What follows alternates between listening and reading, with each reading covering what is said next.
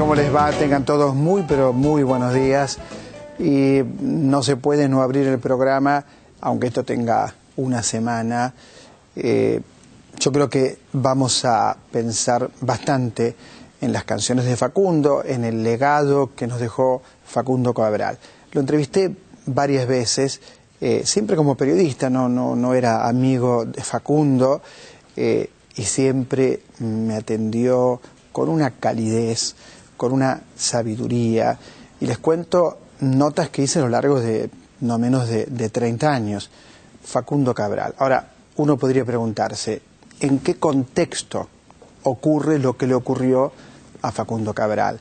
Es decir, ¿en qué contexto Facundo fue asesinado? Guatemala, uno de los lugares, lamentablemente, claro, más violentos del mundo. Hoy vamos a hablar también de Facundo, pero sobre todo vamos a hablar de ese contexto en el que ocurren estas cosas terribles, porque me decían hace un rato por teléfono, me decían, bueno, lo mataron por error. Bueno, casi diría que cuando uno escucha eso, piensa, por error. Es como cuando dicen daños colaterales, ¿no? Frases cada vez más siniestras, más cargadas de locura, ¿no? ¿Qué podríamos decir? Mientras tanto, claro, ahí están las imágenes de Facundo, con esas canciones inolvidables como No soy de aquí, ni soy de allá, o Buen día Paloma, o Ella no dice nada. ¿Se acuerdan de esa canción? Bueno, hoy Facundo Cabral va a tener un lugar, por supuesto, en el recuerdo. En instantes vamos a hablar, con Susana Rinaldi, que además de ser una artista verdaderamente excepcional, acaba de ingresar a la legislatura. Pero yo el jueves, antes de preguntarle por la legislatura, escuché la presentación, porque yo no lo conocía todavía el disco, de este disco que estoy mostrando en cámara, Vos y Yo, en Clásica y Moderna, un espectáculo excepcional, de una calidez, de una potencia, de una intimidad también, así que en minutos con Susana Rinaldi.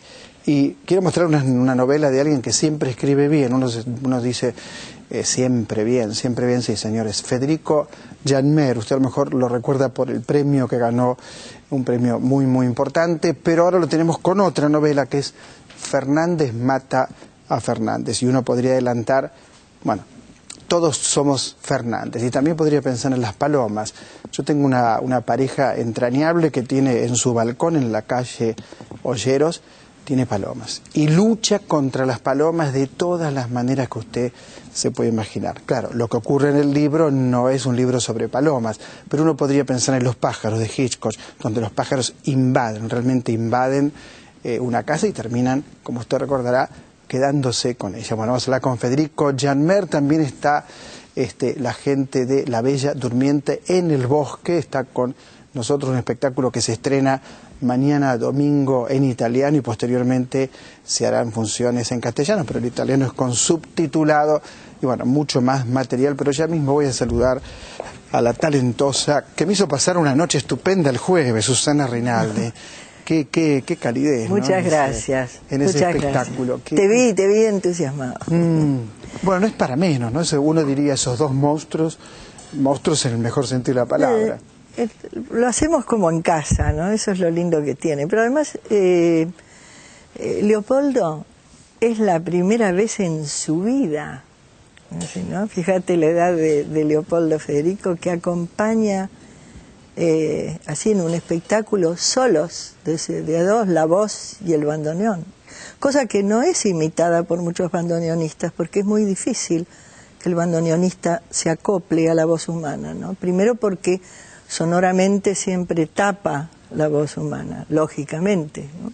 Y después porque el bandoneón es cadenero en la historia del tango, es decir, no en vano, es decir, los grandes bandoneonistas son los que han aportado también varias de las orquestas que nos ha interesado. Leopoldo es una de ellas, por supuesto. Hay tangos como Malena que te juro que te ponen la piel de gallina, o el tango, el gran tango que es Naranjo en Flor, ¿no? Que yo creo que a mí no sé si hay algo mejor que Naranjo en Flor. Es difícil decir mejor, peor, pero es el tango. ¿Cómo lo pensás? A mí me gusta mucho el momento que interpreto Mira, estoy con Leopoldo en el Colón. Yo creo que el mejor momento es Garras, por ejemplo, es un tango impresionante, ¿no? O La Última Grela también, ¿no? Ahora, ¿cómo interpretás, ¿no? Porque no es únicamente tener una voz privilegiada, también es el meterte como te metes vos, con esa garra de actriz, ¿no? Con mucho de profundidad en la letra, con mucha hondura en la interpretación. Si no, no sería Susana Rinaldi, me parece, ¿no? Yo creo que es la interpretación la que permite la voz. Es decir, yo fui colocando poco a poco a lo largo de mi vida la voz en el lugar exacto que quería, ¿no? Fíjate que cuando yo empecé a cantar muy jovencita, pasé de ser una soprano lírica, es decir, pasé por poco a poco una mezzo soprano, ahora soy una contralto, en fin. Pero la voz se fue acentuando. La técnica que me dio también mi maestra, ¿no? Susana Neidich, es lo que me valió también de eso, ¿no? Qué notable Susana Neidich, ¿no? Formó todo un grupo de gente extraordinaria. Así es. Extraordinaria. Tengo el orgullo de haber sido su primera alumna. Es maravillosa ella, pero además es cierto, yo era una persona que sufría muchísimo entre mis bronquios, ¿no? Y débiles, y al mismo tiempo por los diferentes lugares donde yo iba cantando, etcétera, y el clima que podía afectarme más. Y hoy no me importa absolutamente nada. Tengo que cuidarme mucho de no zafar desde los nervios. ¿Te lo da la técnica? Sí. O sea, me ayuda muchísimo, aparte de que yo soy una mujer, una cantante que se cuida la voz. O sea, cuido ese instrumento que me da la relación con la gente. Es decir, no la descuido para nada, no creo en esas bravuconadas de tomar whisky mientras estás cantando, por ejemplo, cosas absurdas que dicen que acomete la gente de la música popular. No es verdad. La gente que se ha permitido perdurar con una garganta limpia, sana, es porque también se ha permitido determinados sacrificios al respecto, ¿no? Pues sí, a lo mejor los músicos de jazz de la década del 20, a lo mejor, ¿no? Sí, mucho, además. Consumían alcohol, fumaban. Pero además la gran voz de Sinatra, ¿no? También sufrió sus deterioros. Es decir, mucho antes. En la última época y ves época que tenía Tony muy poca Bennett voz. no tiene ningún deterioro. O sea, son distintas las maneras de vivir la canción. ¿Dónde te sentís más cómodo? ¿En los lugares íntimos como por ejemplo Clásica y Moderna o en el Teatro Colón cantando? No, sí, como yo me siento en Clásica y Moderna, difícilmente me sienta en otro lado, ¿no? Siento que ahí se da una intimidad maravillosa que únicamente los libros, la librería de un lado, ¿no? Y el café de otro te puede acompañar. Hay un clima es ahí. Un lugar mágico y Ana Alvarello está programándolo muy bien. Ana es una gran programadora. Lo programa. Sí. Yo nunca me clavo en Clásica y Moderna, ¿entendés? Siempre que voy me encuentro con un gran espectáculo. Ella fue una digna alumna de Paco Poblet, también es cierto, ¿no? Claro. Y también, el hermano de Natu Poblet. Y el hermano de Natu. Sí, son como un estandarte ahí. ¿Cuántos jueves quedan para que la gente pueda disfrutar del Ahora espectáculo? quedan 2, pero también dije la vez pasada que quedaban pocos, sí. Y volvimos otro mes ahora. Lo que ocurre es que yo tengo viajes que hacer representando a la Asociación Argentina de Intérpretes Musicales. Yo soy vicepresidenta de FILAIE, que es la Federación Universal. Y eso me lleva también a viajar por distintos lugares donde las sociedades de gestión de los intérpretes existen, y además, sobre todo a Ginebra, donde en la OMPI, que es la Organización Mundial de la Propiedad Intelectual, se pelea y se discute muchísimo, sobre todo en estos tiempos, ¿no? Tiempos digitales, donde hay que mirar también el compromiso y no compromiso para con el intérprete, es decir, como creador, ¿verdad? Susana, acabas de ingresar como legisladora. Sí. Acabas de ser electa, ¿no es cierto? Sí. ¿Esto te tiene feliz? ¿Qué pensás? ¿Cómo lo vas a tomar? ¿Cómo va a convivir tu trabajo con esto? Tu trabajo como artista. Estoy muy contenta, muy contenta. Fíjate que, bueno, vos me conocés de hace muchos años, yo soy una mujer que en política trabajo hace muchísimos años, muchas veces de forma tapada, en cuanto a que no tengo una visibilidad al respecto, pero siempre la política me ha gustado de alma. Es decir, digo que si yo no hubiera participado de la historia cultural de nuestro país, hubiera participado notablemente y ostensiblemente como política y como dirigente, sin ninguna duda. Ahora, también es cierto que yo, por vivir tantos años fuera de casa, me he formado mucho más abiertamente en relación a la política y a la política toda, ¿no? Entonces, cumplir este sueño, llegar finalmente a poder legislar, es decir, desde un lugar importante como la ciudad de Buenos Aires, esa ciudad que yo amo profundamente y que se nota. Me tiene, sí. Basta con ir a Clásica y Moderna para darse cuenta que amás Buenos Aires. Sí. Y París también, en Clásica y Moderna hablas de París. Son las dos ciudades, una por adopción además, porque París ha sido en momentos terribles como ciudadana para mí. Es decir, ha servido como de reparo para siempre. O sea, ahí me di cuenta, a veces la mala prensa que tienen los franceses en relación sobre todo a su solidaridad o no. Conmigo han sido de una solidaridad impresionante y que sostienen hasta hoy.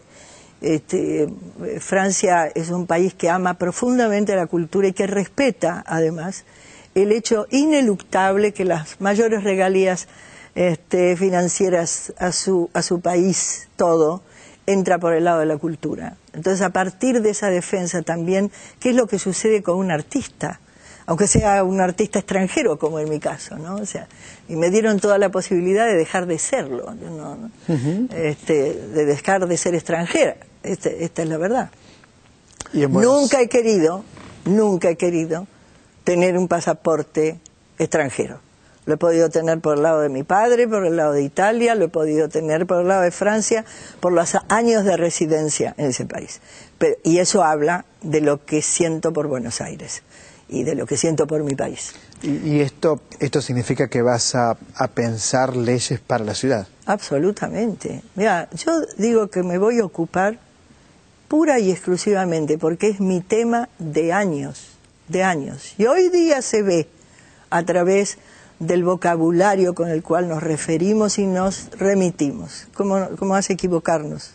Es decir, la falta del conocimiento de nuestro vocabulario. Yo me voy a dedicar a la educación y me voy a dedicar, si me lo permiten, a la cultura. Porque con esos dos elementos uno puede avasallar. Claro. Sin tener esos dos elementos bien cerca de uno. Es decir, imagínate que te barren inmediatamente, ¿no? Uno pierde memoria de las cosas, absolutamente, sin la cultura al lado y sobre todo sin un lenguaje que nos permita ser únicos en el mundo. Nosotros tuvimos la posibilidad de ser únicos desde nuestro lenguaje, que es argentino, ¿no? El verdadero, acordate el profundo. Del idioma de los argentinos, exactamente. De Jorge Luis Borges. Ahí está. Entonces, en vez de denostar tanto, ¿no?, de acallar tantas voces privilegiadas, es decir, si nos hubiéramos dedicado a eso, a consubstanciarnos verdaderamente con lo que necesitamos y de lo cual lamentablemente seguimos estando carenciados, es verdad. No te lo voy a decir a vos, que sos un hombre que defiende desde este espacio cuántos años. Pero hay un deterioro, ¿no? Me parece, en el lenguaje. Además, hay varios lenguajes en la ciudad, no hay uno solo. Hay una gran violencia. Exacto. Y la violencia depositada en el lenguaje, y sobre todo depositada de modo tal que el lenguaje no lo ayuda, sino que lo deja solo, ¿no? A cualquier ciudadano que siga malinterpretándose. Primero empezamos por el lado de considerar que había una sola palabra para determinar a la gente, y fue la mejor palabra para determinar la falta de identidad, que es llamarse unos a otros en cierta generación boludo, boludo, boludo, boludo, boludo. Es decir, esta fue la mejor manera de perder identidad. Nadie sabe cómo se llama ese compañero exactamente. Quizás con buena suerte, ¿no? Lo determinan con una parte distorsionada del apellido, que también ocurre. Bueno, esas cosas nunca se han estudiado. Hay que dejar a los chicos, ¿no? Pero la gente joven habla todo el tiempo así. Todo el tiempo. Incluso una lingüista que consulté por el tema me dijo, reemplaza al che. Así es. El boludo reemplaza al che. Así es, sí. Ahora... Pero el che no dolía tanto, ¿no? Exacto. Yo digo... No, daba confianza, yo entiendo que está... confianzudez en todo caso. Claro, ¿cómo estás, che? Pero ahora, ¿cómo estás, boludo? Fíjate que el che nos dio identidad en el mundo. El Che Eso también es cierto, ¿no? Pero además, a partir del che se hablaba de argentinos, ¿no? Sí, sí, sí. Eso también es cierto. Pero bueno, eso no se sabe, cometemos muchos errores también. Determinamos un día, hace muchos años determinamos que la cultura no servía para nada, ¿verdad? Y cuando pudimos integrarnos nuevamente, por suerte, a la democracia, no sabemos a través de aquel epitafio que le lanzamos a la cultura, ¿no? No sabemos de qué manera nos olvidamos de nosotros mismos al descalificar ciertos aspectos de la democracia, que no nos permite la democracia el libertinaje, nos permite la libertad. Nada más ni nada menos. Dentro de la ley. Sí. En este momento, por ejemplo, hemos perdido, según la lectura que yo hago de las cosas que han pasado en el tiempo electoral, hemos perdido la posibilidad de votar en libertad. Es decir, siempre votamos como presionados, ¿no? Especulando. No se vota de ahí. Se vota desde un sentimiento. Vos decís que se vota contra. Se vota contra el otro. Se vota en desfavor del otro. Es el otro el que nos molesta y tenemos que aprovechar la votación para decir no o para sacarlo del medio. Bueno, porque me parece, a ver si estás de acuerdo, que ha perdido espacio la política. La política de verdad, sí. La política en lo profundo. Bueno, esa fue una de los grandes triunfos de la dictadura, mi viejo. Pero perdió espacio en Francia, perdió espacio en Italia. Así es. Es casi, te diría que es un fenómeno global de Occidente, al menos, ¿no? Y acordarte porque digo, ¿cómo te tiempo... explicas un Berlusconi en Italia? Sí. Pero nos educaron sobre la base del pragmatismo. Es decir, nos educaron que todo estaba bien cuanto más fácil se nos hacía la vida. Hacían creer. Y se nos hizo tanto más difícil, ¿no? También... Italia dejó de respetar todos sus valores, pero todos sus valores. Y sé de qué hablo. Sí. Entonces, recuperar esos espacios con esta aparente tontería de Berlusconi, ¿no? Porque vos sabés que hay gente que sigue diciendo, sin embargo, tiene esa cosa simpática. Simpático, claro. A mí me parece horroroso Berlusconi. Sí. Pero digo, ¿por qué me parece? Porque yo tengo sangre italiana y entonces defiendo valores que tenía mi padre, por otro lado. No pasa por ahí. También podría ser. Pero pasa por el hecho de que como todo esto... Mira, voy a hablar de un hombre que se lo mencionó en Italia equivocadamente como de la derecha, ¿no? Entonces de esto no se podía hablar porque era de derecha. Alcides de Gasperi, ¿no? Entonces vos ves los documentales de ese señor. Un señor que le tocó nada más ni nada menos que pulsearla con el nazismo, nada más ni nada menos. Y vos ves ese señor cómo hablaba, es decir, cómo se comprometía, es decir, desde qué lugar, lo importante que era para él, lo que él consideraba que debía ser la democracia, lo importante que debía ser. Hoy, como Napolitano como presidente, que vos sabés que el presidente en Italia lamentablemente no tiene el valor que nosotros sí podemos tener. Y vemos cómo a Napolitano nadie le puede quitar la elegancia y la dignidad de seguir defendiendo desde ese lugar. ¿Cómo puede? ¿Cómo le permiten? Es decir, esa imagen que Italia perdió. Y sin embargo, entonces, ¿a mí qué querés que te diga? A mí me gusta esa gente. A mí me gusta de pronto la gente que cuando habla está hablando en favor de todos. no en favor de sí mismo. Bueno, pero ahí está el punto. Hay una idea de que la solidaridad no está bien vista, porque nadie le preocupa demasiado la suerte del prójimo. Así es. Y lo increíble es que cuando hay elecciones, más de una vez gana esa posición. Gana la posición del egoísmo, del no mirar al otro, del no preocuparse por la suerte del que menos tiene. La política debería ocuparse, te diría, casi exclusivamente del que menos tiene. Totalmente. Me parece. Totalmente. Digo, la mejor distribución de bienes. No ocuparse lo fuerte. Y la mejor aquiescencia que los bienes comunes del país te puede ofrecer como posibilidad, y cómo no, y por qué no. Pero mira, respecto a lo que se dice y cómo se dice, yo el otro día estaba en un programa X, no importa, donde había un personaje de la política que de pronto se ponía a hablar, ¿no?, de las cosas que no se hacen, y que es tremendo, y que se habla mal, y se dice esto, y se dice lo otro. Y entonces yo le interrumpí y dije, perdóneme, fulano, yo nunca lo he oído a Filmus referirse de esta manera. Ah, no, por favor, yo no hablo de Filmus. Y él no se dio cuenta que estaba todo mezclado.